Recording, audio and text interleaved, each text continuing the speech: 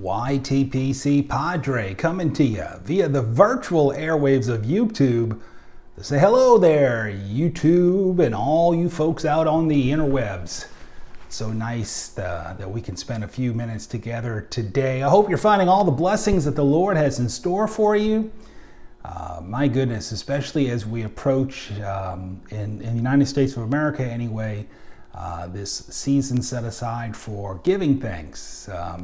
That's just next week. Goodness gracious, it's going to be upon us, the holiday of Thanksgiving. So I'm looking forward to that day. That's always a wonderful day to spend with family, watch some football, and eat lots and lots and lots of wonderful food.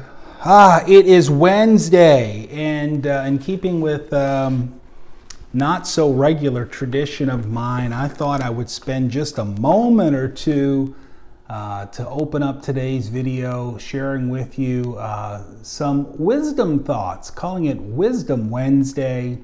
And as you know, or you might know if you've seen past videos, if you haven't, I'll give a quick explanation. The wisdom literature of the Holy Scriptures is absolutely phenomenal stuff. It really is. And the book of Proverbs is just one of those fantastic wisdom books in the Bible. And the fact of the matter is there are just enough chapters in the book of Proverbs that on every day of the week, every day of the month, actually, you could read a chapter. The chapters aren't very long. There's 31 total. So on the first of the month, you could read chapter 1. Second of the month, you could read chapter 2, etc., right? And then sometimes you might not make it to chapter 31 because that month may not have 31 days, but that's really okay. You could fill yourself with wisdom every day of the week just by following that little reading plan, and it probably takes you 5 minutes max to read through a chapter of Proverbs. If you want to stop and really think about what you're reading, which is great, may take you longer. So give yourself 15, 20 minutes, whatever. I'm going to take maybe 2 minutes today. I'm not even going to read the whole chapter. I'm just going to read you, since today is the 20th of the month, I'm just going to read a few of the first few verses. Looks like chapter 20 has 30 verses. I'll read you 4 or 5. How's that? What do you say? Listen to this one. Right out the gates, verse 1. Wine is a mocker and beer a brawler. Whoever is led astray by them is not wise. There is great truth in that. And listen, don't get me wrong. I'm not a teetotaler. And I don't believe the average person needs to be either. Obviously, if you have an issue with alcohol, you should be a teetotaler, right?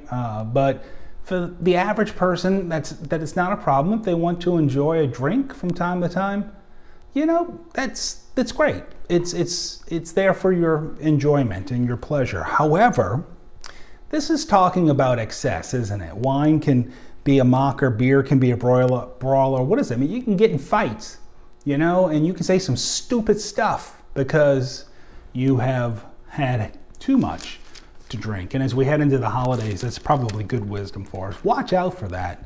A king's wrath strikes terror like the roar of a lion. Those who anger him forfeit their lives. Whether we like it or not, all of us answer to somebody. We may have a boss at a job, and we might not like that boss, but don't be silly.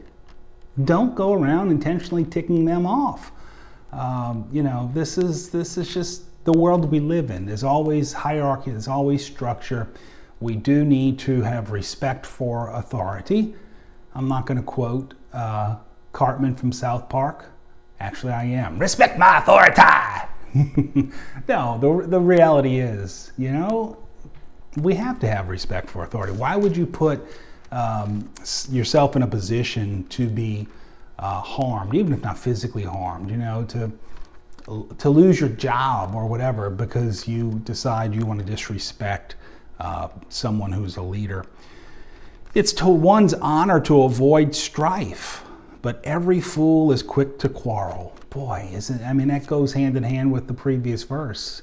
Sometimes the best thing we can do is keep our mouth shut. What's that old wisdom about? You got one mouth, but you got two ears. So you should think twice as long about something before you let it come out of your mouth. Sluggards do not plow in season, so at harvest they look but find nothing. Man, in this life you really do have some preparation to do. You've got stuff to prepare for. So follow the rhythms of life, follow the seasons of life, prepare yourself so that at harvest time you're not that one that is looking for nothing. Verse 5, the purposes of a person's heart are deep waters, but one who has insight draws them out. I'm just going to let that one rest right there. I'm not going to make any commentary on it. I think it's a great word, and that's to anyone who wants some wisdom today. It's just a few verses, chapter 20, the book of Proverbs. I'm reading from the NIV. I just like that translation, the New International Version. I've got some acquisitions, that's easy for me to say, acquisitions to share with you.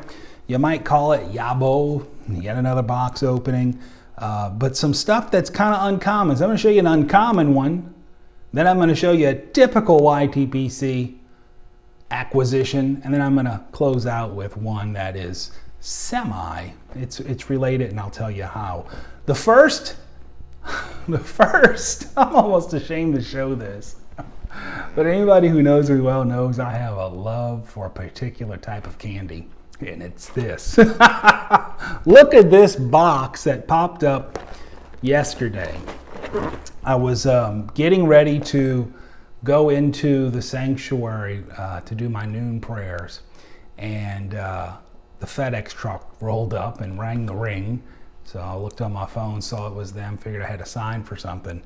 And usually they're delivering supplies. I don't know, I was expecting the Advent candles to come in, or they're sending over the Sunday school curriculum or something like that. But nope, open this box, and this is what I found in it. This is I don't know, Death by Reese's. I love Reese's peanut butter cups. And this is the variety pack. It came to me from a childhood friend's sister. I'm friends with her as well, but I was really friends with her younger brother. And she had reached out to me asking for some prayers for her mother was in bad condition in a hospital over in Florida, and put her on the prayer list, the intercessory prayer list here at church. I put her on my own personal prayer list and prayed and prayed and prayed. And, I don't know why God does this, but sometimes he listens to those prayers and he heals people, and she did fantastic. And she has been released from intensive care. She had a little malfunction there. All right, I'm back. She was released, and she's doing well, and they wanted to offer Thanksgiving. So they sent me that little gift. So thank you. I also have acquired a new pipe for the collection. It's a Kaywoodie. This is a Saxon.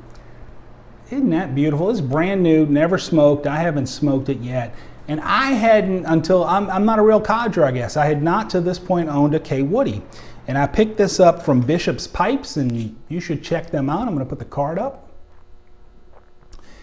Great to deal with, and you can find them on Facebook. Always has a wonderful selection.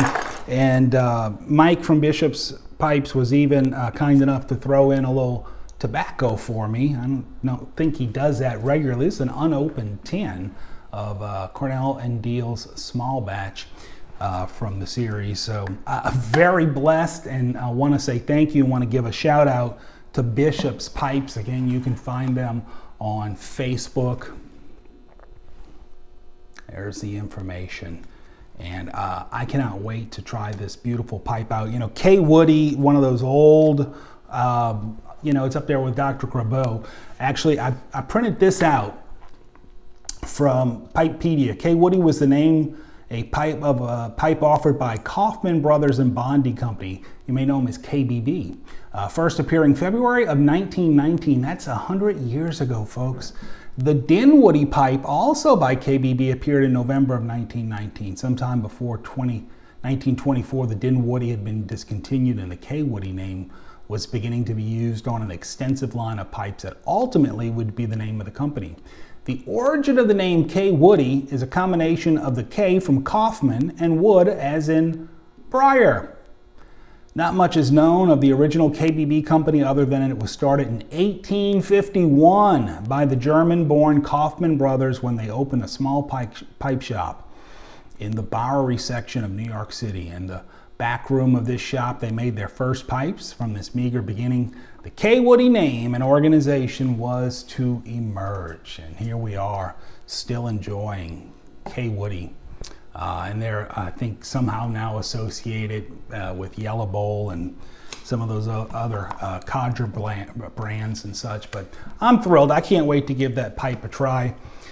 And the final thing to share with you today, my final acquisition, and this speaks to BRTV actually. I've been really wanting to figure out some unique content that I could offer there. And I thought about reading some short stories from Samuel Clemens, aka Mark Twain.